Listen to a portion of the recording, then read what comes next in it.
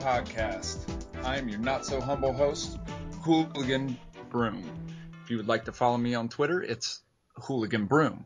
With us this week is our special guest, Rebecca Nolan. How are you doing, Rebecca? I'm great, thank you. How are you? Good. You can follow me. I'll give you my Twitter handle. You can follow me at BexN12BEX. All righty. Also with us is Miss Louise K. How are you doing, Louise? Yeah, I'm very, very good, thank you. And you can also follow me on Twitter at Miss Louise K. All right. And also the clutch player, Angry. How are you doing, Angry? I'm a bit angry. I was kind of half asleep, trying to get some Z's for the U.S. game, but I'm here. You guys can follow me at AHT4005. All right. Let's get into it. This has been an international week. For those of us stateside, we got Mexico, USA coming up tonight, and for our two English ladies on the podcast, y'all have Montenegro today. But first, England, San Marino. Should San Marino even be playing? What was that? Anyone want to comment on that? I just want to know what that was. That should not happen in an international game. Just shouldn't. I mean, I think it could have been 30-0. Well, you can't discriminate against a country if they enter for the World Cup and they receive a ranking. Then you can't discriminate. And I thought England did all right against them. That's putting it mildly. Well, they won, comfortably, and they continued to play well in their style of play and their system and everything. And they could have easily dropped off and been a really boring second half, but they scored a couple in the second half as well. It was an unfortunate own goal. I think I've had one of them in my career, maybe two or three. Yeah. But it was, you can't discriminate against a club or a country like that. But at the same time, the Silverbacks women's team absolutely would have beat them too. So. Yeah, exactly. Louise, you got any thoughts on that one? No, do you know, I didn't watch it. I think I don't really rate international football. I don't rate England at all. So I didn't watch it at all. I just stick with Premier League, to be honest. It's still so much hype. It's just all it's going to be over here is, we're going to win, and then we don't, and I just can't be bothered with the disappointment. But I get really happy. There's funny World Cup songs every 4 years that I get to watch on YouTube.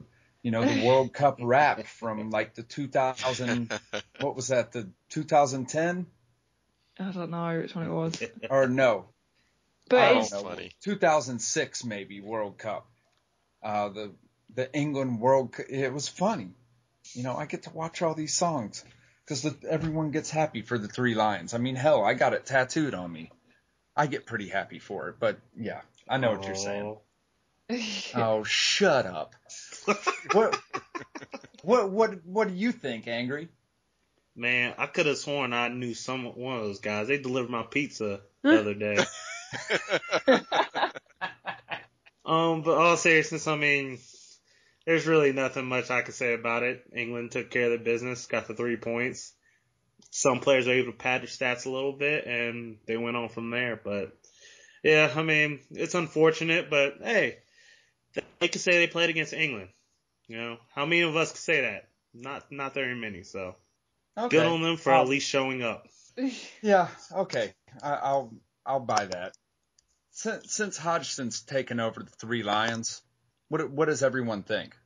Me personally, watching them, I've been so busy coaching lately, I haven't had the normal opportunity that I would take to watch them, but they seem more settled to me for some reason. But it seems to be a more even-keeled game. If that makes any sense. Bex, you got any thoughts on that? I thought the same from the San Marino game, but then after reading and hearing and following Twitter about today's game, I'm not so sure. I guess they just got to find some consistency in when they play. Montenegro are a much better team than what they've been in the past, and they've got some good players on there. But again, those types of teams should not be a problem for England. With the quality of the English players in the game, the quality they play against week in, week out for the game, we shouldn't be. I mean, I saw the equaliser in the goalmouth scramble. I mean, that's absolutely diabolical.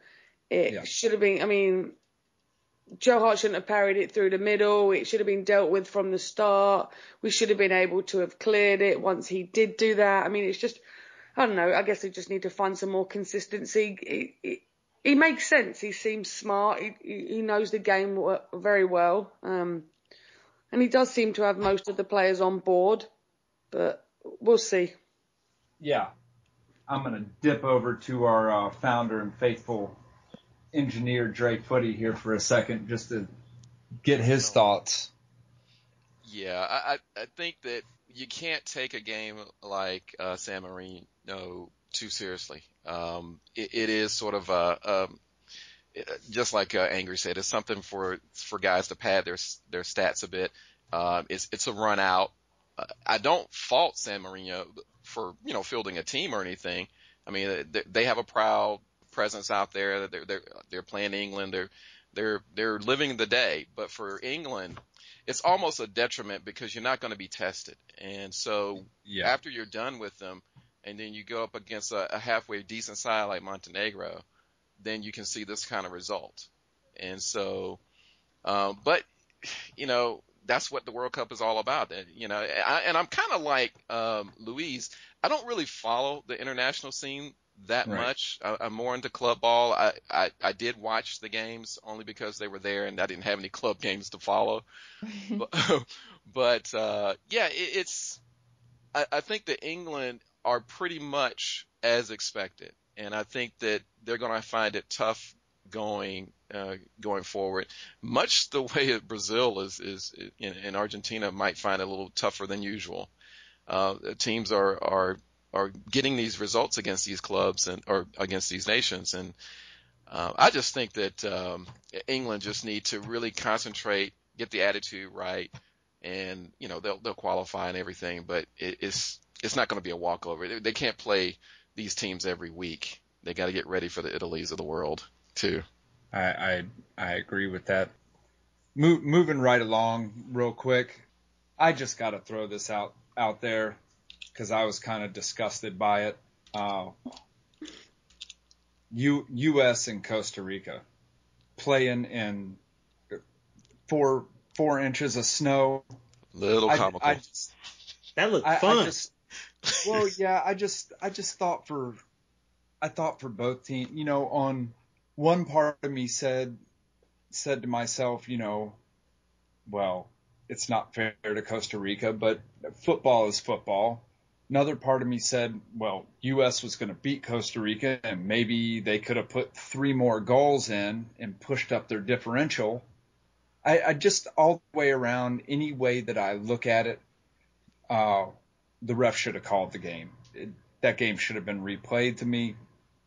I know it's not going to be. Costa Rica filed their complaint. It was rejected, yada, yada, yada. But I don't think it did either team justice because both teams looked like crap because they were on the snow. Ball didn't roll right even. Couldn't even see the field. That's mad. Yeah. I just don't. I was shocked that they let that game go on. Yeah. Yeah, I think it was a real travesty that game was allowed to continue. Anyone else have any thoughts on that? Yeah, I'll say something. I thought it was disgusting personally. I couldn't even watch 15, 20 minutes of it without just kind of, turning off the TV or doing something else. Once we got the lead though, I was kind of just like, let's just finish. It's bad of me, but as US fans, like, let's just finish this so we can get the 3 points. That's all I'm worried about. I don't want to have to replay this because you never know what's going to happen. If we can just get these 3 points, then, I'll take it and let's go to Mexico and hopefully get something out of the deal. But yeah, it was disgusting. Once they stopped it, they probably should have stopped it for good. But, Hey, I got a better question for you. What would have happened if Costa Rica had scored and the U.S. had lost? What would be the attitude of the U.S. fans right now about replaying that game? Oh, they'd want to replay it. Yeah. Of course. Yeah. Well, I mean, they would have no legs to stand on. I mean, it was their home game. Like, well, you lost. Oh, I they would mean, still complain though, but I think yeah, I that mean, tells you that that game should have been called. yeah. Well, I mean, and just from a coaching point of view and really wanting the football in the U.S. to truly evolve and take a step forward, I know how the Costa Rican youth train. I know how those guys touch a ball. And I think very possibly the team that we put out there, had it been on truly level terms, meaning no snow, U.S. might have still very, very well come out on top. But I think it would have exposed the U.S. a lot. I mean, I think the whole plan was get out in the cold. I don't think they expected it to snow. Obviously, it's weather; it does what it wants, Mother Nature, right?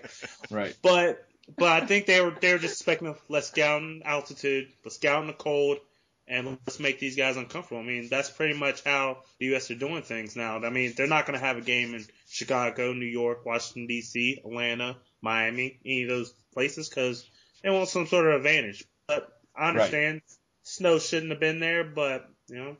It is what it is. What do we think about the U.S. and Mexico this evening? So since I've been a curse lately, I'm going to go with the Mexico win. They're going to win like 2-1. It's going to be a good win for them, and hopefully I'm wrong. Okay. Bex, yep, I go with Mexico too. Yeah. Man, you can't go with Mexico too. Yeah, I think Mexico. This is straight foot. I think Mexico will win. But I think it's going to be a lot closer than a lot of people think it might be. Just through the tactics that the U.S. use that we talked about before the recording, Hooligan. Yeah, well, I think what everyone needs to consider, if anyone watched the game on Friday, Mexico, once they go up a little bit, tend to go to sleep. Yeah, and that's especially true. against Honduras. Honduras is so hungry. They are so hungry that you go to sleep on them, they're like the arsenal of international football. They don't get their legs until the middle of the second half. And then once they get their legs, they run down the field like a wet cat. And obviously there was no stopping them once they got a head of steam on, they were rolling. I think it might almost be a better tactic for the U.S. to let Mexico put a couple of goals in and then fight them. I think I mean, yeah, Mexico cannot leave this game without a victory. Like those players cannot leave that stadium without a victory. Because that guy might get fried. He took off Chicharito and Gio Dos Santos. That's when they made their comeback. So I'm sure he's been fried all the last couple of days, and I can't see it happening. Okay. All right. Well, enough about internationals. Let's leave that where it lies. Yay. On to the Prem. Yeah. But I mean, it's football. We got to talk about it. Yeah. This weekend's matches: Sunderland, Man U. I'll take Man U. Arsenal, Reading.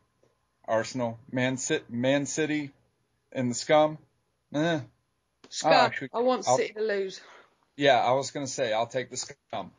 I'll take City. Southampton, Chelsea. I think we already know the result of that. Swansea, Tottenham. I'm going to take Swansea over the Ben Dippers. Yeah. West Ham, West Brom. I got a soft spot for West Ham. I'm going to take West Ham. They're not going to win that. You don't think so? No. I did 1-0 to West Brom. I don't think they'll win it. Yeah, I'm looking at the Louise predictions right now. Yes. Yeah, I just put them up earlier. What do you take? Tottenham or Swansea? Honestly, Swansea, but realistically, Tottenham. So I try and be a bit unbiased during my predictions and say who I think's going to win. That's probably so I get a lot of stick for always predicting Spurs to win, actually. So I think Swansea's going to take that one. I'd like to think so. I think Wigan, Norwich. Anyone got any thoughts on that? I think that's a tough one to call. They might as well just not play it. It's going to be boring. Just make it 0-0. Yeah, that's what I thought. Give them both a point. Just play it on the video game. That would be more exciting. Yeah, there you go. Put it on FIFA. I was going to say have a round robin FIFA tournament between all the players. Yeah, everybody Let has that decide it. That might actually be it. Everton Stoke. I'm going to take Everton over Stoke Rugby Club. Anyone? Yeah, Everton. I'll go with Everton now. And Sunday we got Villa and Liverpool. I'm going to take Liverpool on that, even though they're inconsistent as the day is long. Yeah. Yeah, I'm going with Liverpool there too. Yep. And then Monday we got Fulham and QPR. Now that could actually be a very interesting fixture to watch. That should be a good one. Yeah, I'm gonna go with Fulham on it, but I think QPR is gonna fight them all the way. Yeah, QPR lose this one, they are 100% done. I think they're done already anyway, but. Yeah, I don't see unless someone else just can unless QPR starts winning Monday and another team that's down there with them just completely self-destructs. Yeah. QPR is done. Yeah, they're relying too much on everyone else slipping up now, and that's not going to happen. Right. Yeah, That's not a good position to be in, and you know that being an Arsenal fan. We're waiting for everyone else to slip up so we can get fourth. Exactly, and that sucks. It does, yeah. I think the real danger game. I think the real danger team is Sunderland right now. With the games that they have coming up and the matchups I see of the clubs below them. Right. They could be in a real dogfight to stay up. And, additionally, Newcastle, if they get a result on top of it, it's just going to be a double whammy for them. And so it'll be interesting to get Kurt's opinion next week about what's going on. I know he's pretty much down on it right now because, they lost Stephen Fletcher as well, in the internationals. And so it looks really grim for them. But there's so many matchups right now that are going to determine what's going to happen in the third, fourth, and fifth place spots, as well as the relegation races. So, having United basically almost certain to wrap up the title, all the attention is turning to these battles for Europe and the battle to stay up, the survival battle in the relegation race. Right. And they're wide open right now. So each one of these matches are worth looking at because they can mean the difference between 2 or 3 spots in the table. Yeah. I think Chelsea can take second place. I really do. I think they're going to pick Manchester City. Yeah, we talked about that last week. Yeah. I tend to agree with that as much as I don't want to. It's an interesting thing with Chelsea because all those players know Rafa's not going to be there next year. It almost seems like all those players are starting to play for each other rather than worrying about a gaffer. They're like, we're the team. We know we're staying. We don't know who's going to be over there screaming stuff at us, but we know we're staying. Let's play for each other and not worry about who's over there. We know what to do. We know how to move. Let's go out and get it done. Yeah, that's almost what it looks like to me. Well, and Chelsea also, they got a little bit more experience than City, being up there more consistently and challenging the last 3 or 4 seasons. City's just come out of the woodwork with the new owners and the money and everything, so they're newbies to this as well. So, now we're hearing rumors of Jose. Oh yeah, God. Coming back. Yeah. Oh, shut up. Why you always got to inject yourself angry? I think you're angry just to make me angry. Yeah. Is that what it is? That's the whole point. That's what I'm here for. That's why I woke up. Pretty much why. That's why I agreed to jump on at the last second. Mm-hmm. Hey, just an opportunity. Don't be upset when the masked man stabs you in the neck with the spork. Oh, come on, man. I'm telling you now. You don't know what I have in my house, though. It could be a walk-by sporking. I mean, I don't know. Can I say Anyway, something, though? Can I say something about this weekend's games? I actually think Chelsea's going to lose against Southampton. you think they're going to go to sleep on Southampton? Yeah, because they do have FA Cup what is it, quarterfinal? Yeah, against United on Monday. Yeah.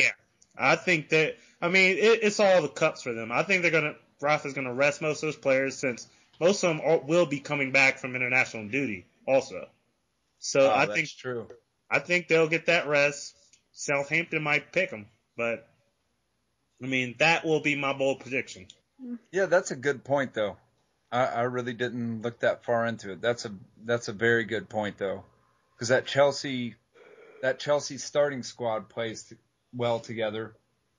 Yeah. But the rest of them, really, we don't see that much of them. Yeah. So who knows what you're going to get out of them? They could be real discombobulated. Yeah. That's very true. Yeah. Plus, I think they just want the cups, FA Cup and Europa League. So and they have a Europa game on that Thursday too. So it's gonna be tough for them. That's very true. That's looking a little deeper than I had looked at the Chavs. That's very true. Southampton looks like they're acting a little bit like Wigan did last year. Poor results most of the season, but then those key wins and draws that saved them. They can do a lot of damage to some of these clubs trying to make it to the European places. Yeah, and I think even with West Ham, Southampton, I think what everyone doesn't think about is look at the players those academies at those clubs produce. They produce good players, so their academies are sorted out. So, just because they have a lot of nameless players on the field, watch the ones that have come through the academy because obviously they can play. They're doing something right at that level. So, any given week, they may come out inspired and just hammer somebody. Yeah, but and with that boring game with Wigan and Norwich, I think that the thing that can make it interesting is Wigan's struggle to get out of that last spot. And with Villa in front of them, it could get very interesting. Villa have Liverpool, and Liverpool's that Jekyll and Hyde team. You don't know what you're going to get. If Villa lose and Wigan wins, they're on the road to survival again. Yeah, that's true. Yeah, crazy to think it's about. that easy. There are a lot of terrible teams out there, by the way. Yeah, the football in the Prem, even United. I'm not going to rank Arsenal here, but even United this year has not been real pretty. I haven't. Swansea is the only team that I've watched that is consistently plays, control pass move football, and they move the ball around. That's the only team that I've seen consistently do that all season. All these other clubs, they have their days, but it's been ugly some days. Well, that brings me to another question, though, especially with Bex on the line, dealing with the championship, because it seems like that the battle for promotion or the championship title is a lot more intense, as a rule, than the Premiership title is. And what has been? You're a Leeds fan. They're down in 10th right now, but even with some of the poor results that they've had in the past few weeks, they still are within a shout of that final playoff spot in the championship. What's your view of what's going on down there with the championship? No, I agree with you. It is a little bit more exciting. I think it's just because it's more exciting because it's more of a level playing field as far as the financial aspect goes. Right. So it's a little bit more honest when it comes to really gutting it out for those last couple of points to seal a playoff spot. But it's just they've got some. I'm dying for Ian Holloway to get back into the Premier League with Crystal Palace. They're in 3rd place right now. So it's just Leeds is just. I don't even want to talk about Leeds. It's just frustrating. Warnock needs to go. Ken Bates needs to go. We need to stop feeding our top players to crap Premier League teams. Yes. Which is Norwich. Right. Pretty much. There's like 4 or 5 Leeds players on there. But, yeah, I think it's just the financial side of it. It's a little bit more even playing field. And it's just, and no, they're a little bit more passionate because they're not driven so much by the money aspect and the whole drive of, oh my God, we can play in the Premier League next season. When you're in the Premier League, you're just like, oh, well, we're finishing 11th, so we're going to be in the Premier League again next year. Yay, we secured £10 million, whatever. Championship, it's like, I'm on 2,000 a week, I could make $5,000 a week next year in the Premier League. You know, like there's so much more to fight for when you're, you know, in those lower tier divisions. Yeah. Speaking of championship, Bex, what do you think of Leicester's chances? Didn't they just slip up a couple of games? It's hard for the rest of us to watch a lot of those games. Yeah, they've gotten 1 point out of the last 9. Yeah, they were doing really well. It would be nice to see them back in the Premier League after so many years of the financial problems they had since they'd left the Premier League. They're still in that playoff spot, though. They're in that last spot. Yeah, but you can't start getting just 1 point out of the last 9. Yeah, right. You've got to find some consistency there, especially at this time of the season. This is where people start bricking it, or you know, the experience starts getting to them, or the nerves or the anxiety. So if they can pull it together the next couple of games, I think they're in with a really good chance. But if I got to, you know, if it was between Leicester or Leeds to have that playoff spot, obviously I'd pick Leeds. But yeah, it's going to be a dogfight. Yeah. Just going back to like the top 4 in the Premier League, I was just having a little look and how many games like we've got left. Arsenal have got 9 games left. That's obviously all Premier League. Tottenham have got 8, I think. Was that right? But Chelsea have got that is right. Yeah, and Chelsea have got 12 games. They've got like 2 games a week in April. So like I mean, like, you know, I'm not the most technical person when it comes to football and stuff, but having that many games, I mean, they've got Manchester United, they've got Liverpool, they've got Spurs, they've got Swansea. That's a really, really tough month when they're going to be like, for an Arsenal fan, this is going to be kind of a good chance for us to kind of pull through because we've got the least amount of games. Our players theoretically will be a lot fresher than the others. I mean, I'm just totally discounting Man United and City out of this, but just sort of thinking about Arsenal catching up to third place, because I think it's possible. I think it's really, really possible with what Chelsea's got on their plate compared to what we've got on our plate. It's next to nothing. Maybe that's just me being a bit positive, but I think... Well, I think the hurdle that has to be jumped is, you know, the filthy cat eaters just above us. If we can best Tottenham, I think we can start getting somewhere. I think that's a psychological battle for us. We've just got less to focus on than the 2 teams above us. That's kind of what I'm trying to get across. And I think in that point we're putting 100% into getting 4th, which is a bit sad, really. Whereas the others are concentrating on Europe and the FA Cup and stuff like that. So for us, it should be, I don't know, positive thinking, like I say. Well, you know, I mean, as far as Arsenal goes, unless it is a very, very, very vicious rumor, we got a new kit sponsor coming in this next year. We just got a bunch of money from Emirates, and we're in the black anyway. Yeah, you're sitting on a bunch of money. Yeah, the club makes money.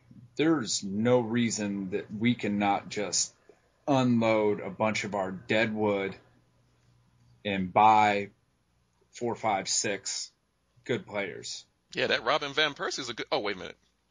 Oh, that's low. Oh. That's really low. You know... I'm sorry, man. It was just dangling out there. He's on fire, isn't he? He just got a hat-trick today. Did he? I didn't even check on their results. You know what's going to happen. I'm gonna light your house on fire, and then I'm gonna knock the hydrant over so you can't put it out. And then you're gonna finish me off with a plastic fork. No. I'm gonna sit. Typical in the front Arsenal yard. fan hooligan. I'm gonna sit in the front yard with a bag of marshmallows and some bamboo skewers, and I'm gonna go roast marshmallows in your burning house with you. Oh man. Yeah, you know that's how it's going down. Gotcha. They don't call you hooligan for nothing. Right. But I mean, Tottenham without Bale is what? Nothing. I like to some days think that they're a solid team, but unless Dempsey just goes nuts, without Bale, Tottenham isn't doing much. Yeah, they fooled me before, but they don't fool me now. Right. Am I wrong? It doesn't seem like anyone else on that team is consistent. I think Dempsey, they have a couple of people that are capable of stepping up, have the ability to, but they just never do. And they just, this time of the season, they self-destruct. I don't think they have just a true out and out good striker that could bang in the goals other than Bale. I'll agree with that. As much as I like Lennon, what are you going to get out of him from week to week? Yeah, you could compare him to Walcott than Bale, though. Right. You know what? That might be a better comparison than Bale. Yeah, that's true. They're almost carbon copies. Inconsistent. Yeah. A lot of promise, players, but unrealized. Fast. Yeah. Can hardly play that final ball. Yeah, that's true. Anyway, moving right along, I want to touch on City and Everton real quick. City real quick because as we discussed last week, and I'm just saying this to get Beck's and Angry's thoughts in on this. I think Mancini's gone at the end of the year. I think he might as well already be gone, and I think a lot of those players walk away from that team. It'll be difficult. Like, who would they get to coach that team? Because if Mourinho is going to Chelsea, which my guess would be that they're looking at him, and players like Yaya Toure only trust. Well, that's what he said. He's only trusts Mancini out there. So, I don't know. There is a small chance he could stay. Small. I don't want him to stay. But I think there is a small chance that he can, ride this out. Especially if he wins a cup. Then, that at least he'll have something to hang his hat on. But would I like to see him gone? Yes. Who would be able to fit that bill? I don't know if it's not Mourinho, because I think that's the only guy that could get the best out of him, in my opinion. I think Mark Hughes is still looking for a job. Oh, God. I'm glad they fired him when they did. God, he's awful. He's awful. Yeah, that's about it. I can't understand, though, how Mourinho can go back to Chelsea with Abramovich there after what they went through. That's just a really strange remarriage kind of thing in my head. It doesn't compute. They have to have talked it out. How is Abramovich going to swallow his pride and take him back? Let's face it. Mourinho is not the most normal guy on the planet. They might kill each other. Let's put a square in the middle of Stamford Bridge and let them fight. Hey, I'd pay to see it. Mourinho wants the United job. Yeah, he does. Oh, yeah. That's what he wants. But Ferguson looks like he's going to be sticking around till he's dead. Yeah, he will. He'll still be there when he's dead. Yeah, they'll prop him up in the dugout. I was going to say they'll roll the skeleton out, make his arms wave and whatnot, have his jaws chewing gum. And he'll still win a couple Premier League titles. Yeah, and they'll call him the Zombie Ferguson. He'll still get under Benitez's skin. Oh, he'll get under everyone's skin. Shake his hand. But anyway. Everton. I think Everton is the enigma team. What if David Moyes left Everton and became the Man City coach? He can't. He better not leave Everton. That would be horrible. And the reason I say that, I've respected Everton's ownership because they've stuck with him. Yeah. And, he's been able to create gold out of crap for a long time. And you don't reproduce that. And to lose him to a job like that, where he would only be, probably in that job for another 6 months to a year before he's fired, would be horrific for Everton. I think better would be if you think that somebody like Moyes is going to go, I think that you have to commit to bringing in some quality players for him to work with to keep him. Well, yeah. And not only giving him the money to buy those players, but not selling them for more money after a couple of seasons, which is what they typically did the last couple of years. You know, he's doing well to keep a hold of Fellaini and them lot now anyway. So Yeah, I was surprised Fellaini stayed this well, year. yeah, well, he might know in the summer if someone comes in for that, Oh Fellaini's yeah, probably going to say, I want to go. and I think he is going to go Yeah. unless something drastically changes. Yeah. Right. I mean, it's just why would you not go to Everton's a great club to play for, but if a team that's been finishing consistently higher than them, like the big guns that the top four, Man United, City, Chelsea, Arsenal, even Liverpool or Tottenham, if they're interested in him, why wouldn't he go? And that's the problem of being a manager at Everton. You're always going to lose those players to those clubs that are interested in them, and that is frustrating for him as a manager. Yeah. I think he might like the control also of being. Definitely. I mean, yeah, he doesn't probably have the control of like selling players because I mean they're gonna want to move off.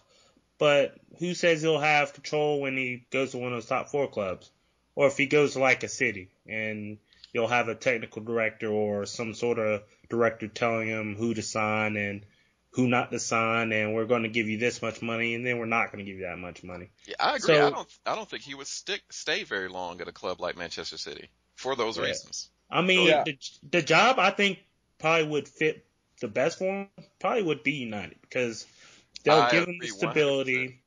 You know, they'll give him at least a little bit enough time.